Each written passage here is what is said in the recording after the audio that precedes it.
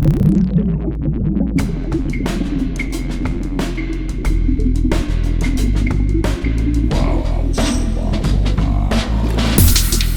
listening to ArTEEtude, a podcast with artists created and produced by Detlef Schlich, a visual artist and ritual designer, living and loving in West Cork, and best known for his essay about the cause and effect of shamanism, art and digital culture.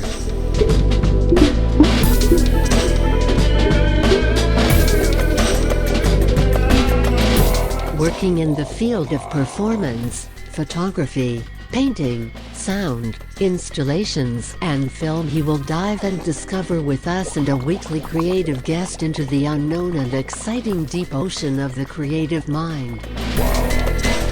This is Detlef Schlich, and today we dive into the deep and unknown, exciting deep ocean of the creative mind together with Julia Haw, a visual artist from the United States. And I am so happy that I have now again a visual artist, because I had just so many musicians, and it's nice to have a painter again in this show.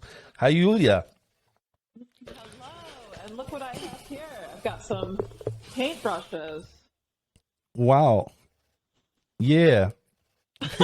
Yeah, a little mustache. I'm sitting right over my painting, right at my painting desk. So. All right. So it's great to have you here in the show, and it's Sunday morning, 10 a.m.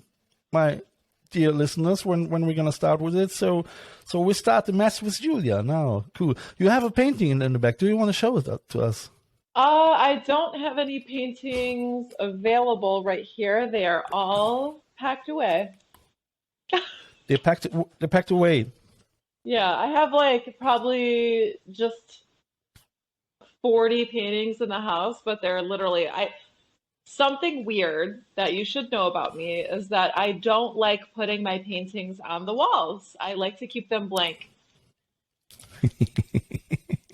Yeah.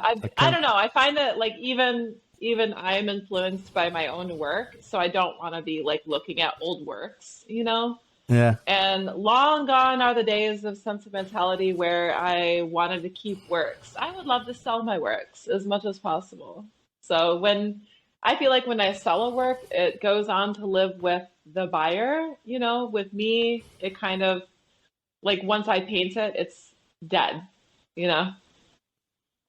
Yeah, no, I can understand that. I understand that. It's for me the same. For me, somehow, when I have to admit, I should paint more. I mean, I still have one painting; it's not finished, but it's part of conceptual artwork, which I started already 2 years ago, and it's a huge painting. I mean, it's 2 meters, 2.20 by 180, something like this, you know, and I should finish it sometime, you know. So I don't know. Yeah, absolutely. You know, after your cleaning rampage, you know, you should take a moment and get the paint box out.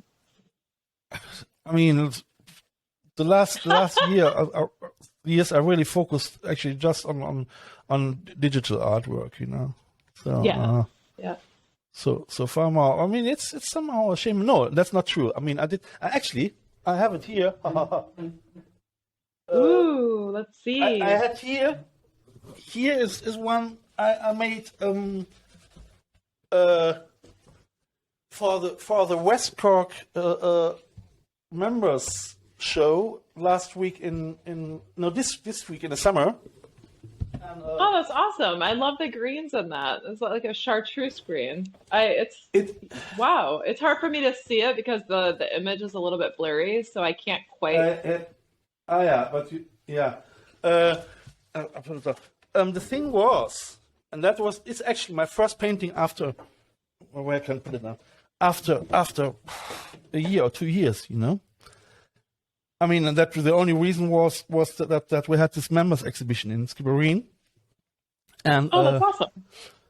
Yeah, plan was I have a very nice image. I call it the rebirth of photosynthesis, and the starting point was holding a leaf towards the sun. Oh, that's so you could see all the veins, you know. Oh, that's all awesome. the veins. I've actually been working with green in my paintings right now. I love green. Yeah.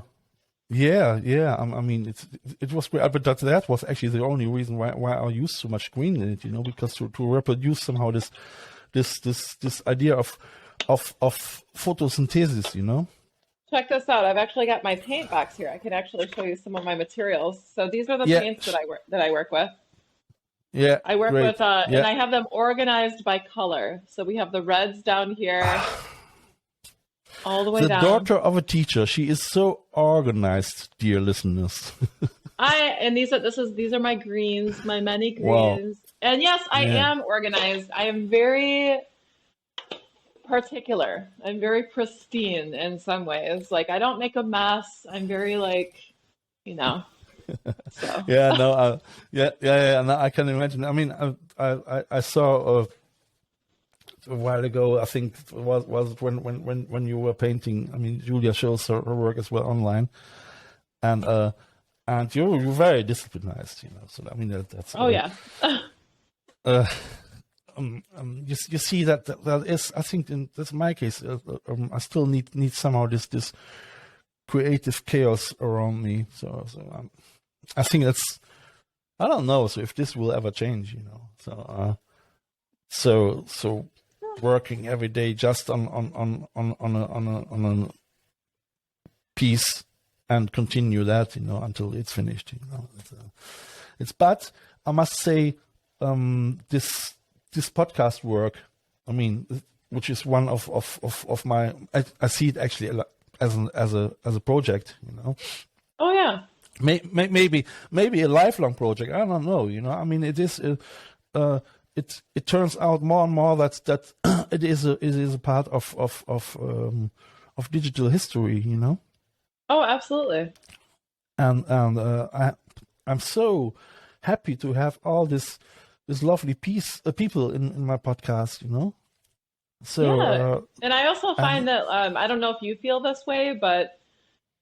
It doesn't really matter what type of art I'm working on. Basically, I just have to get that out. You know what I mean? Whatever vibration I'm feeling. So whether that's the YouTube channel, whether that's making a rug, making a painting, working on my body with my fitness. It's all, for me, it's all creative expression. It's one and the same, right? Music. Absolutely, yeah. So. Yeah. I mean, so that's the same. I mean, you know? Yeah, that's, and I sometimes, you know, so I have to remind myself again, what was my how can I say that, my duty or where my inspiration in general is actually just art, you know, so, and just my vision, you know. And sometimes, I mean, you probably know that as well, that you're devastated and say, no, I'm not gonna do art anymore, and you know, because you're overwhelmed from. I mean, you probably you do as well some research often before you start with your artwork. You know, don't you? Yeah, I'm actually in one of those periods right now where I'm just doing the research. I have the entire piece in my mind, but I have to figure out how to do it. But I think it's proving to be a little bit more difficult than the normal 2D painting I make, because now I'm working with rugs and more 3D material, wood and paint. So there's like 4 different mediums here that I'm working with within one piece. So I've never really been as strong in my mind to like work with spatial reasoning.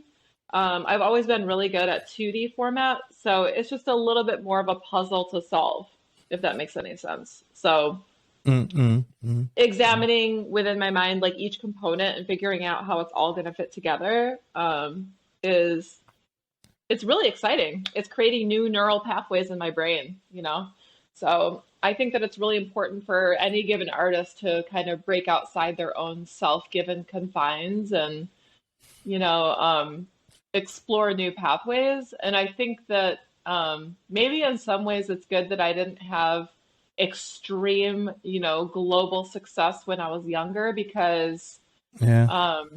because it allowed me to continue exploring these. Like, say, for instance, like a young artist gets a gallery like right away, and then the gallery is Yeah. like, oh, can you please keep creating this thing that has gotten Yeah. you Yeah. success? And then the pressure is on. No. Yeah, no, I'm not like, I want to make what I want to make, and Yeah. I don't want to like keep doing the same thing again. And when No. I find myself in that pattern, I'm like, screw that. I need to break out. So Yeah. that's the But phase I'm in now, and people are responding to my new work, and so I'm just like, yo, let's keep yeah. going. Yeah. Yeah. That's good. I mean, you're gonna have as well an Instagram account, and you post a lot there, don't you? Oh yeah, absolutely. Yeah, Julia_Haw, baby. Yeah. Yeah. Yeah. I must say the thing is, with this new medias, I avoided it a long time to use the social medias for promoting. I mean, Oh really? as I as I did my professional art course in 2012, I didn't use it very often because I was already sick about Facebook and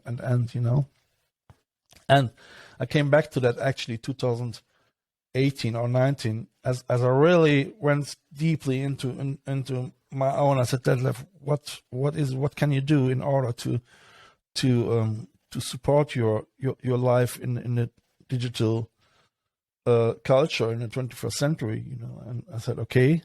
I mean, first of all, especially because COVID, and I was working on an opera, a digital short attention span opera. Oh, interesting. Called Tribal Loop, and it is actually because I was so annoyed about Trump that I thought, okay, I have to do something against that. So I created. I wrote the opera already. The story is there, and I filmed already the first act with some cameras in crime from not professional actors, but art interested people. So I made a 10-minute piece of the recreation of the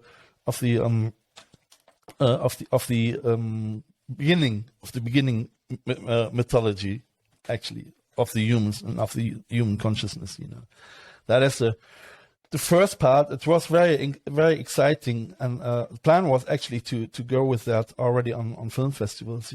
So but due to COVID, the film nothing happened, and I was already setting up a startup campaign, for Indiegogo, and 2 years ago, April, but that never happened, So this is still on the plan to do that, but in order to promote this, I started then getting back to social medias. Started with Instagram, with Tribal Loop. I just have to mention, I mean, I play a role in it as well, and my alter ego is Ronald Brutin, and Ronald Brutin is a combination, a metamorphosis, a reincarnation of Donald Trump and Vladimir Putin in personal units.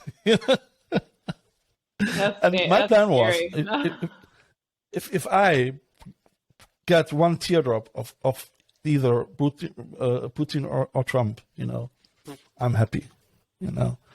So, but then thankfully Trump waved already goodbye, but the opera is still there, So that was the beginning of, again, coming back to social media. I mean, I still have my website, Tribal Loop, and all that, and then I started with my podcast because I couldn't continue with that. So now I am totally a professional promoter, Yeah, look at you. You're totally back online. It's hard. It's difficult. I hear you. It's really difficult as an artist not to be online, and also especially in the midst of a pandemic when we're all at home, especially. But as annoying as it is, and as detrimental to mental health as it could be, I think that it's important for us as artists to harness the tools that we're given in this modern day century, right? Absolutely. This modern day era. Yeah. Like, we can't avoid it.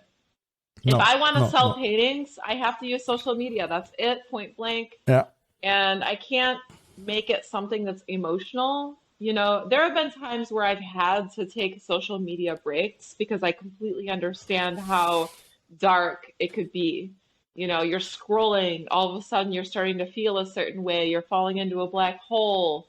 There's a lot of comparison, you know, but it's up to us. It's our responsibility to check out. You know what I mean? Turn it off, but it's so important. I mean, and I think that it's less and less important where we live in the world, right? Because we all have access.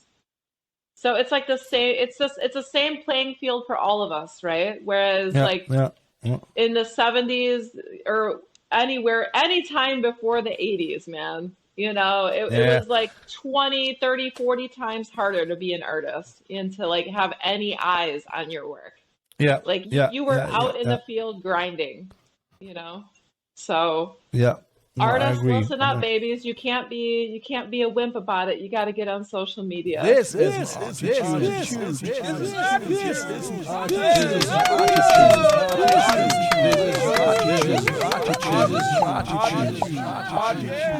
yeah, If it's for that you.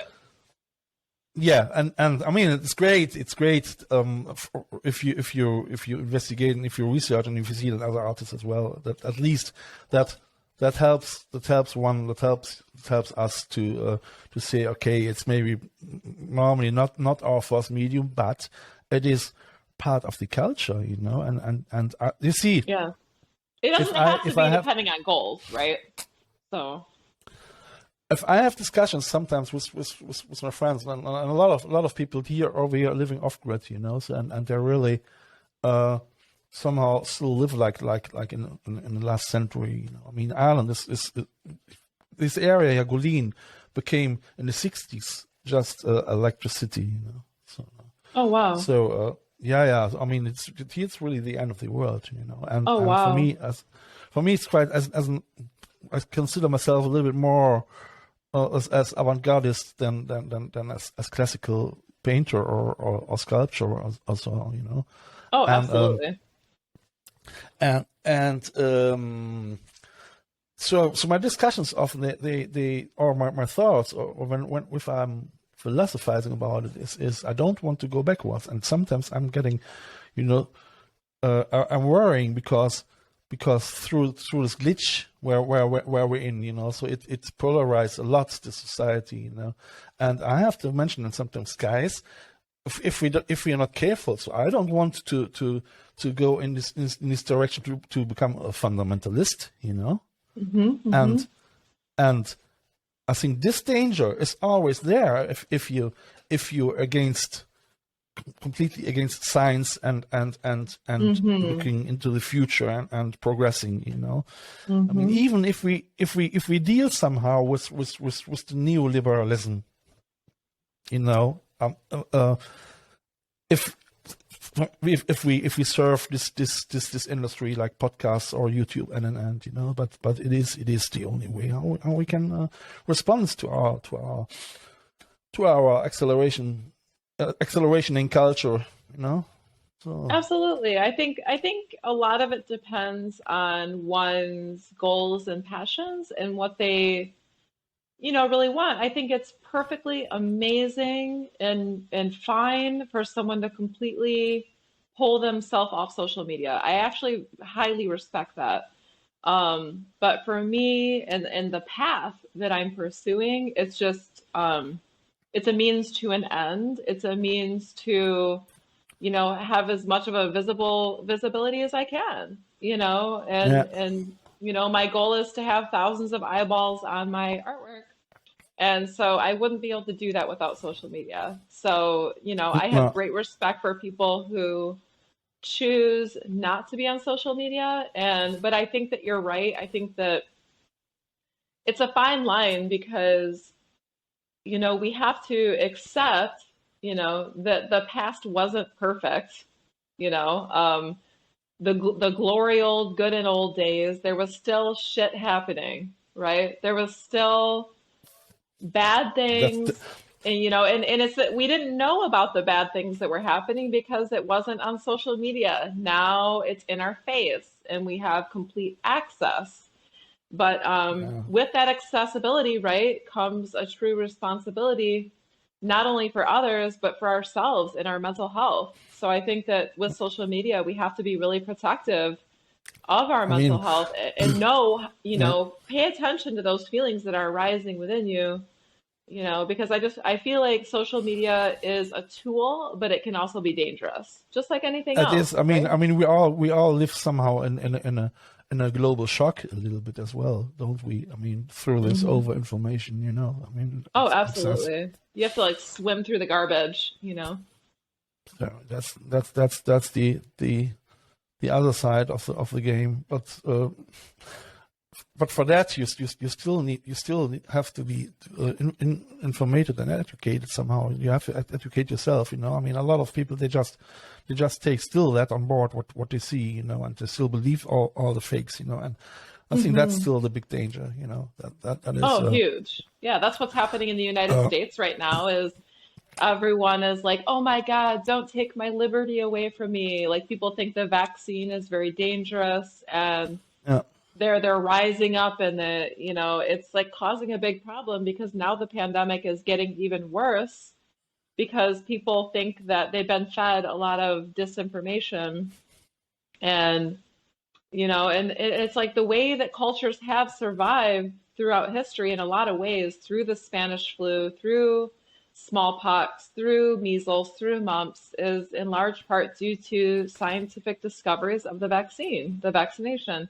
Not to get into a whole political thing, but I think no, that there's a lot of false or disinformation that's not rooted in science. Like I trust in a lot of ways science, and like lineage and looking at history. And I think there's a big yeah, pile of disinformation happening right now. yeah. I mean, it is. I don't know. So if I ask them what I gonna do if I get information, um, which falls already into this conspiracy theory somehow. I mean, and sometimes you have people, professors, PhDs, who are staying behind that, and then if you're looking deeper into that, often it is they're really dealing a lot with the right wing. So I still try to explain and dear people, before you believe everything what they say in this research, and look who is the author of it, Oh, and then 100%. I learned that in most college. I'm like, most of the time, if you're looking back, you see sources like the right wing who wants to really inform the more the Democrats, the left wing, in order to confuse them. So and that's dangerous. and on the same hand, I feel like the left wing can also go way too far left and extremist. So it's got like we Absolutely, have to like. yeah, Right? Like we have to like meet in the middle and not be insane. I think that it's yeah, important to look at media on the left and on the right, and then be really diplomatic and democratic about your opinions, right? And so that's another danger of social media is just like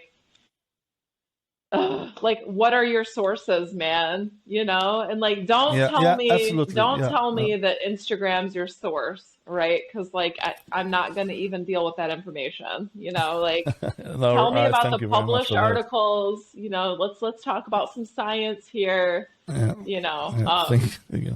I I don't mean, know. we had yesterday elections in Germany. Oh, The new really? elections. Yeah, Angela Merkel is gone now.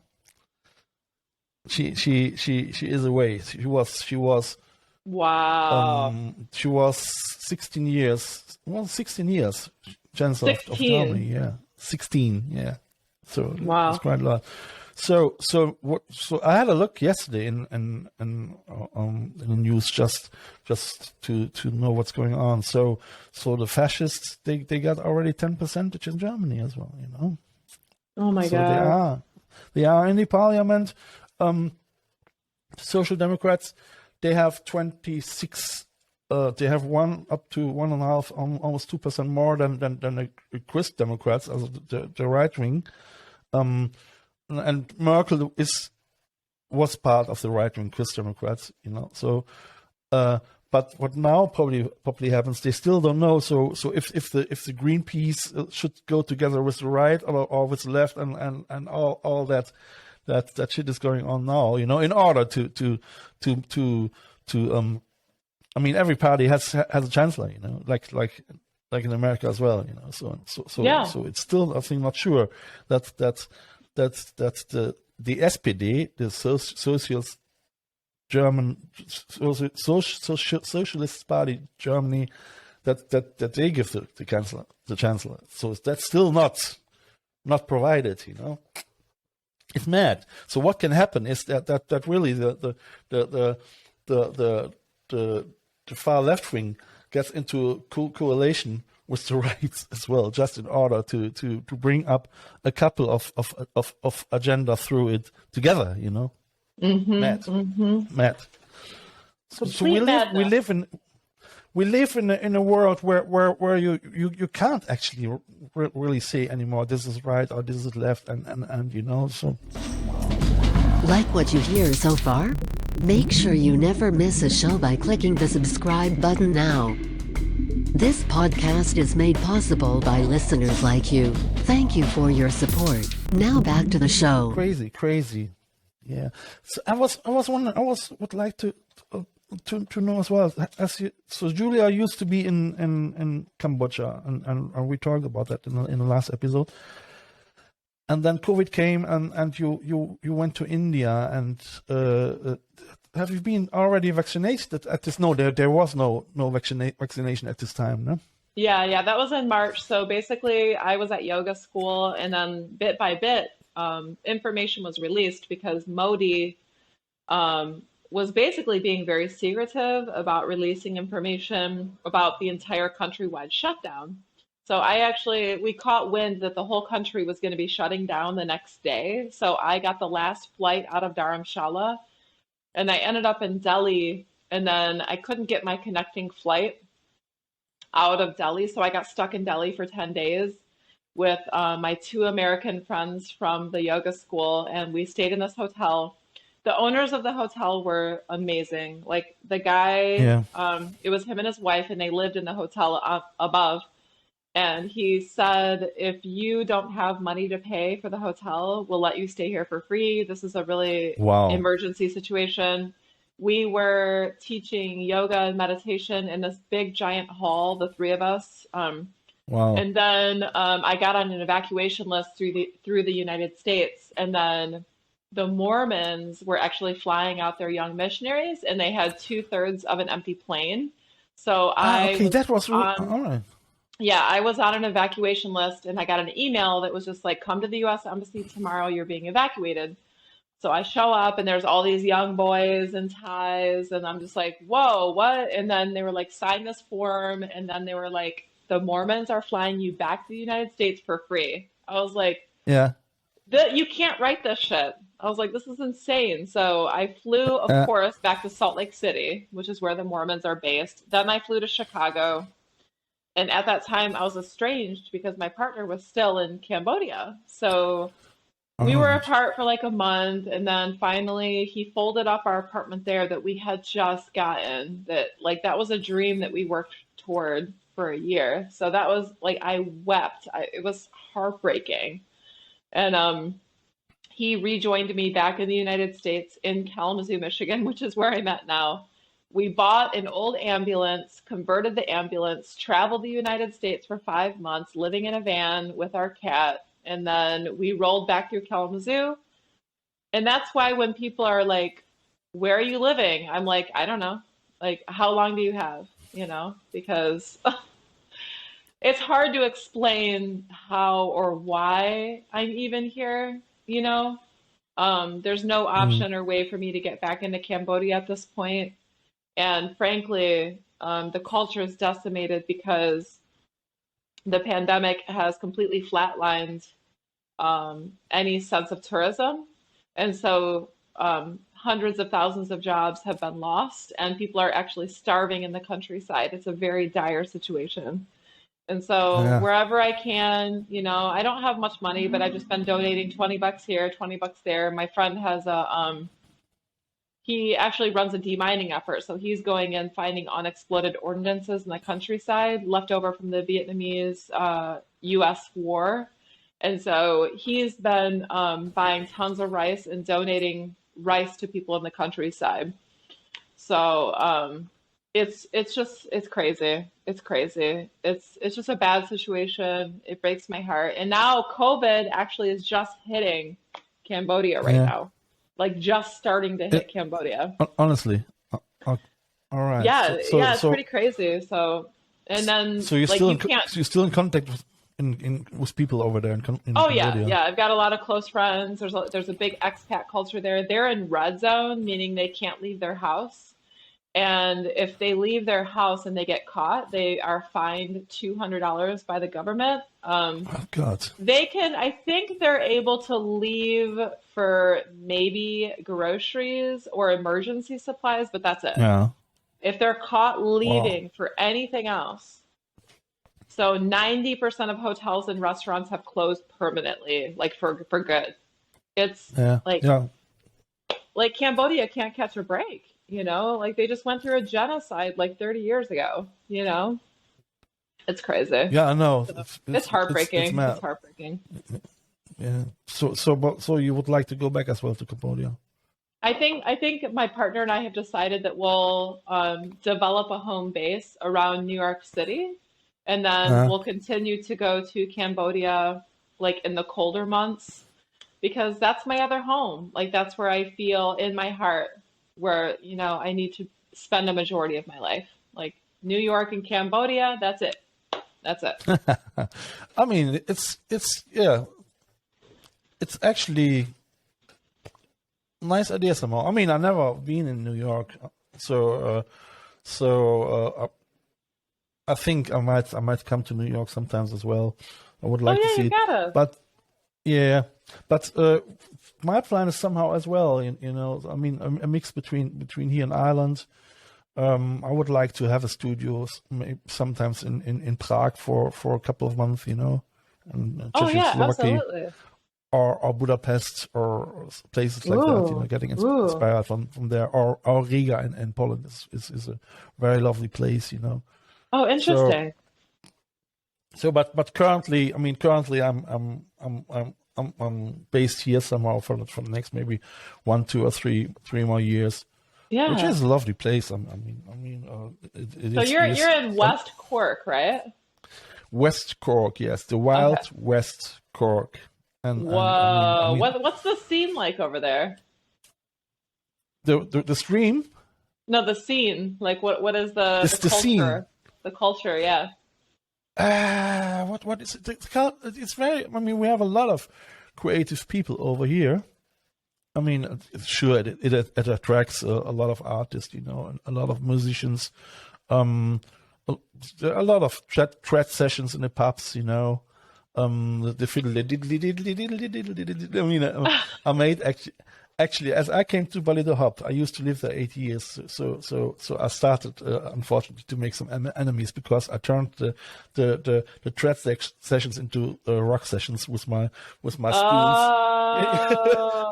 I had not just one spoon; I had 2 spoons, So I was my God!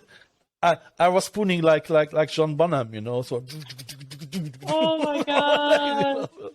I love it. I mean, yeah, some people liked it, but some you see, I mean, just thread sessions it's a mix of I mean, there are sometimes also some German and Dutch people they try to pretend they would be Irish, So, oh my goodness. So you have as well sometimes also this typically Jack Wolfskin tourists over here in Ireland, But it is very remote. It is a great place, to get inspired. But it is different than living in New York or Cologne, And you're close to the ocean, you said?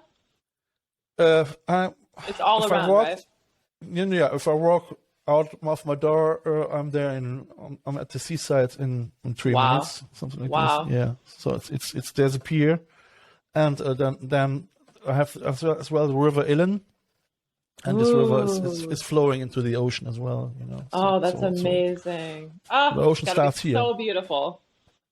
It is lovely. I mean, it's really, you're surrounded by nature, and it is, and the cliffs, and it's very wild, Ooh, It's very, I love it. It's very wild. I must say, I still have to get somehow a kayak, because for the fact that I'm living in a surrounding like this here, I'm still not gonna do enough outdoor activities, Yeah, you got to get that kayak and take those cold ocean swims, Yeah. So, but it's great, I mean, a friend of mine, he wants to visit me this year, and he probably comes maybe by car, and he will bring a kayak as well, So. Oh, nice. So it's great, it's amazing. It's like I say, if I might gonna go maybe to Cologne in December for a week to visit friends. I haven't been there for 2 years, Wow. The last time I was supposed to go to Cologne was a friend of mine. Dieter, he was my producer, and Dieter? Kirschenbauer. He is Dieter Kirschenbauer. Hi, Dieter. He is. We had a band together called Schlich and Bandit, and that was an art pop performance. That means we had a program together, 1.5 hours on stage, and one song, for instance, I was what the name of the song was, the Power of Color, and I was painting and singing together, and after the song was finished, the painting was finished as well. That's awesome. Yeah, and had another song. I made a cartoon out of it, and the people got it, and they could actually sing with me if they read the cartoon, So that's so cool. So it was great, but I mean, it was quite avant-gardistic somehow. It went almost more in this chanson direction somehow, because we were just two, So he was playing the guitar. He's a great guitar player. And so I was playing the different instruments. In every song, something different. One song was with castanets, ding, ding, ding, ding, ding, and it was great. It was a great time. But I stopped that because then I got my tinnitus, on both ears due to all the stress and so. Oh my God! All the stress, That's terrible. So I stopped making music, and then I was 34, and then I focused on script writing for the television for a couple of years before I came over here. So I did 5 years script writing, and then I moved over to Ireland. Oh wow! Yeah. So yeah, no, that was great. So, and now I really like it to live so remote. Like I say, 2 kilometers to the main road by bicycle, and then 8 kilometers to Skibbereen by bike. Sounds incredible. Yeah, it's cool. It's really cool. I mean, the other side of the coin is that it's quite tricky to set up projects with people, So I for myself, I rely then now to the internet, and that's. I mean, now I have fiberglass, so a very quick connection, I have this podcast host who provides me with a very good quality of videos, and audio stuff. So my editing is it takes me a lot of time for my editing. I don't have to edit so much anymore, So I tried to find a way how I can organize my workflow as easy as possible, Yeah. Because to be honest, a lot of time is involved with promotions, So I mean, I know. I use what I gonna do actually. I use Instagram as a sketchbook. I say nowadays for me, Instagram is my sketchbook because I'm gonna do my digital artwork, and some of this works inspires me as well then to something different. I mean, that at yourself. So somewhere it's amazing how you can get inspired by the different thing if you're gonna use just this phenomenological way of creating art. Absolutely. I couldn't agree more. So I'm happy that I still find new ways, to work on my art. Yeah, that's great. So Yeah, absolutely. I but I mean, still that's key. That's paramount to, growth and, just being excited by your own work. When you're bored by your own work, you might as well throw in the towel, and just yeah. Yeah. have fun.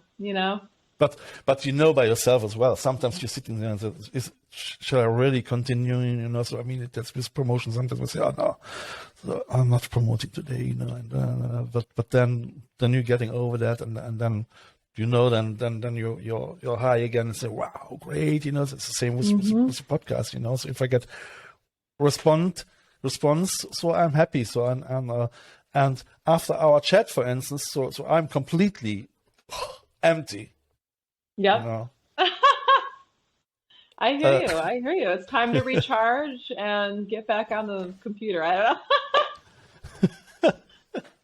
But it's great. I mean, no, it's great that we can do that, and that was actually my plan: living on the countryside, and still using the digital culture, without getting bitter, or frustrated. But I must say, I stopped it actually. I mean, I used to research a lot. I wrote my thesis about shamanism, art, and digital culture. So, and oh wow!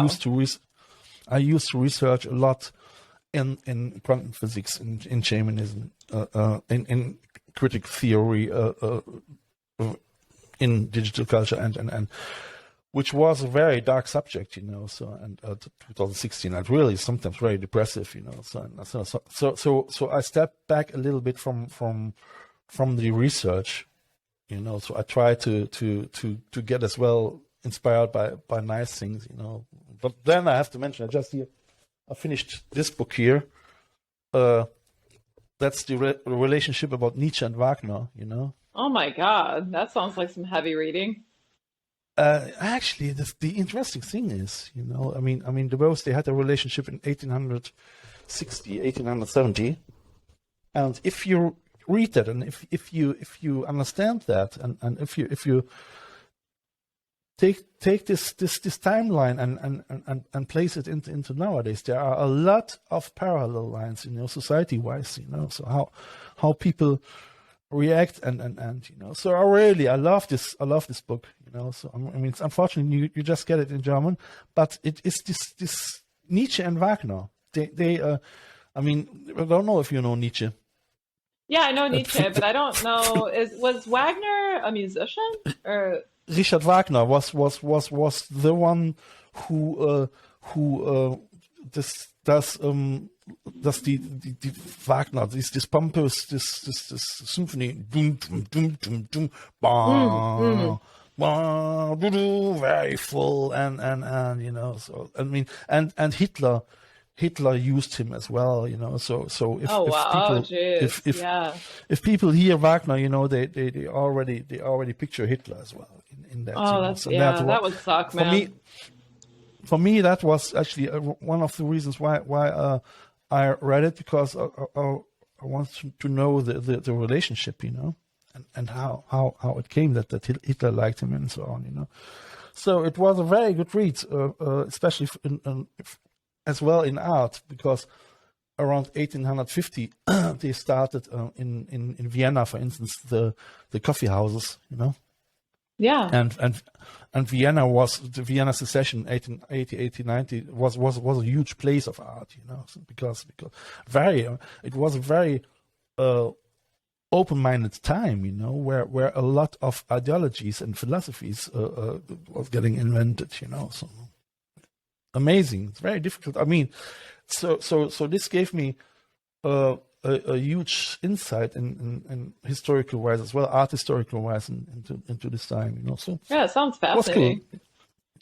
Yeah. So, but like I say, so I try to not to read too much just about this hard and heavy subjects, But if you live in a countryside like this here, you're surrounded by nature, and that helps as well to get through things like this and to philosophize about things like this. Absolutely. I just finished the Yoga Sutras of Patanjali. What which is it? I highly recommend. The Yoga Sutras of Patanjali. Okay. And what is Yeah. that? So it's a book that is basically consisting of many sutras, and it's written in 3 parts by ancient philosopher, a yogic philosopher in many ways. His name is Patanjali. And in it, All he right. describes the heart of the yogic practice. And wow, talk about like probably definitely top 3, like one of the top 3 most Well, influential books that, yeah, you got to read it, I, man. w- Very I would say uplifting. Wow. Crazy. send me the link. I put the link as well I into will. the description for you, dear listeners, because what I see now is we almost have our third part, almost for an hour, and I have just 2 hours, 1 hour and 52 minutes. We are already. No, Ooh, one rock hour. and roll, baby. Rock and roll. And the thing is, I just have 2 hours for this month from Riverside. You know, so it is. I have to pay for this for this slot. So I have to make sure that I am in this limit. So Perfect. yeah, but it's great. I mean, it was a great talk, Julia. I mean, we didn't Yeah, I actually, had we so didn't. much fun. We didn't came to the point. I mean, actually, we're gonna do next year another one about India and Cambodia, and as well your ambulance and your journey in Grand Canyon and all that. But So much. But you can catch it on yeah, my yeah, YouTube well, channel. yeah. So, dear listeners, you can, if you want to know more about things like this as well, you can go to Julia's YouTube channel. You could just give us again your thingies. My Yeah. thingies. Yeah. My Instagram handle is Julia_HAW. My website is juliahaw.com. And my YouTube channel is A Painter's Vlog, or you can just type in my full name, Julia Haw. Yeah, cool. Great. Cool. Thank you very much, Julia. Thank you. I have to mention again as well. So, guys, if you want to support this podcast, go to ArTEEtude.com. That's my main shop, my page where you can get lovely mugs like this, or t-shirts like this here, or like that over there. I still have to put in more things because this is the merchandise hell where I am now as artist, where I'm landed. And and this supports a little bit my work and or you're gonna go to Instagram at Detlef Schlich, or to Facebook as well, and you find this podcast on every podcast host, Apple, Spotify, and there you find as well all the links in relation to Julia. So we never ever get lost again with these links, and you can look up her beautiful artwork. I mean, we didn't speak actually about her work, but it's too late for that today. Julia, do you want to add something at the end? I think that we've kind of covered a lot of bases, but I think it's kind of cool, like the free form way that we, did this podcast. So, you can always learn a lot more about me on social media. So thank you so much for having me on your podcast. Yeah, Julia, thank you for being here. It was a great time. And take care, and bye dear listeners as well. Thank you for listening too. See you next week. Ciao. Bye. You have listened to ArTEEtude, West Cork's first art, fashion and design podcast. ArTEEtude, never so close again. That was too close. Cool, so I stop it now.